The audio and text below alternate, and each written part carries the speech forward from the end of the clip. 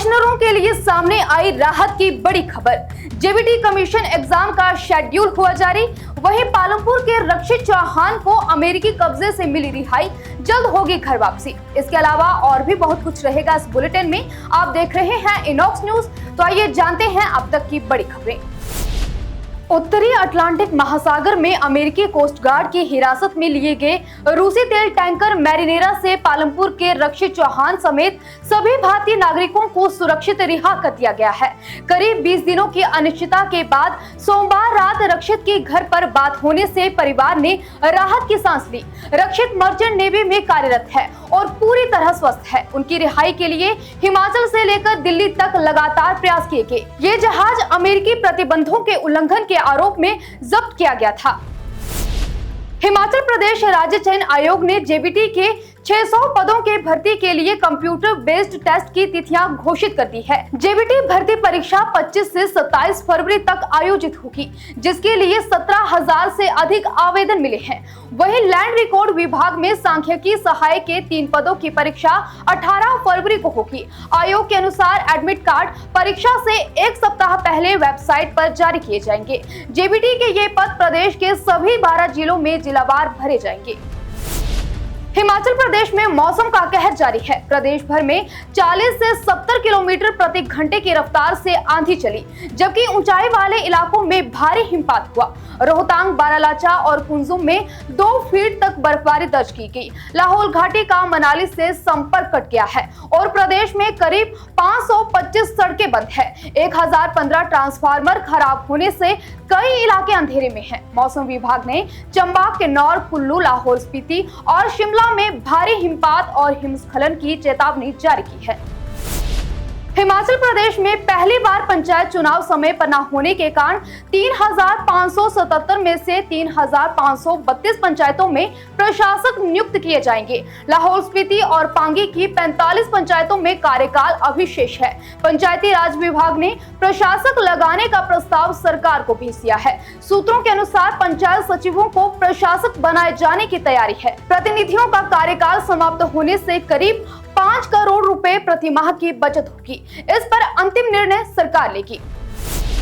हिमाचल प्रदेश के 70 वर्ष से अधिक आयु के बुजुर्ग पेंशनरों के लिए बड़ी राहत की खबर है। प्रदेश सरकार ने पेंशन में लंबित 30% एरियर का भुगतान इसी महीने की पेंशन के साथ करने का फैसला लिया है। वित्त विभाग ने इस संबंध में अधिसूचना जारी कर दी है। इसके साथ ही इस वर्ग के पेंशनरों का 1 जनवरी 2016 से दे 100% बकाया पूरा हो जाएगा। सरकार के इस फैसले से हजारों बुजुर्ग पेंशन धारकों को एकमुश्त आर्थिक राहत मिलेगी।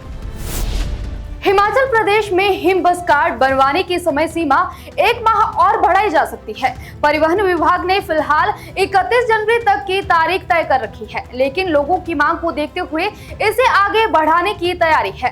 अब तक प्रदेश में करीब 50,000 हिम बस कार्ड बनाए जा चुके हैं। महिलाओं को बस किराए में 50% छूट के लिए हिम बस कार्ड बनवाना अनिवार्य किया गया है।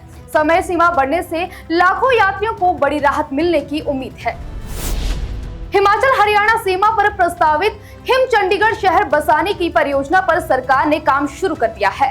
राजस्व विभाग और हिमुडा की टीम भूमि रिकॉर्ड सत्यापन, ट्रांसफर और मैपिंग का कार्य कर रही है। ये शहर दून विधानसभा क्षेत्र की हरिपुर, संडोली और मलपुर पंचायतों में बसाया जाएगा। पहले चरण में करीब 3,242 बीघा सरकारी भूमि हिमुडा को ट्रांसफर की जाएगी। परियोजना में केवल सरकारी भूमि शामिल है और इसे सरसा नदी के दोनों किनारों पर विकसित किया जाएगा। हिमाचल प्रदेश में बारिश और बर्फबारी के बीच भूस्खलन की घटनाएं बढ़ गई हैं। चंबा पठानकोट एनएच पर परेर घार के पास चलती स्कॉर्पियो पर भारी चट्टानें गिर गई, जिससे वाहन बुरी तरह क्षतिग्रस्त हो गया और चालक गंभीर रूप से घायल हो गया है। गनीमत रही कि बड़ा हादसा टल गया। घटना के बाद हाईवे पर अफरा तफरी मच गई। डीसी चंबा ने भूस्खलन संभावित क्षेत्रों में यात्रा से बचने और अत्यधिक सावधानी बरतने की एडवाइजरी जारी की है। यूजीसी द्वारा उच्च शिक्षण संस्थानों में लागू किए गए नए नियमों के खिलाफ देश भर में विरोध तेज हो गया है। इसी कड़ी में बुधवार को शिमला में राष्ट्रीय देवभूमि पार्टी और देवभूमि क्षेत्रीय संगठन के कार्यकर्ताओं ने भाजपा प्रदेश कार्यालय का घेराव किया। प्रदर्शनकारियों ने यूजीसी नियमावली में संशोधन का विरोध करते हुए केंद्र सरकार से इन्हें वापस लेने की मांग की। प्रदर्शनकारियों ने मांगे नहीं माने जाने पर उग्र आंदोलन की चेतावनी भी दी है। लाहौल स्पीति के तिनन और रांगला गांव में हालडा पर्व की शुरुआत हो गई है। भारी बर्फबारी और -डिग्री तापमान के बीच ग्रामीण जलती मशालें लेकर अपने इलाके का भ्रमण कर बुरी शक्तियों को भगाते नजर आए। बता दें, ये बौद्ध धर्म का नववर्ष उत्सव है, जिसमें धन की देवी शिष्कर आपा की पूजा कर आने वाले साल में बेहतर फसल और सौभाग्य की कामना की जाती है। उत्सव की धूम आने वाले दिनों में घाटी के अन्य इलाकों तक भी फैलने वाली है।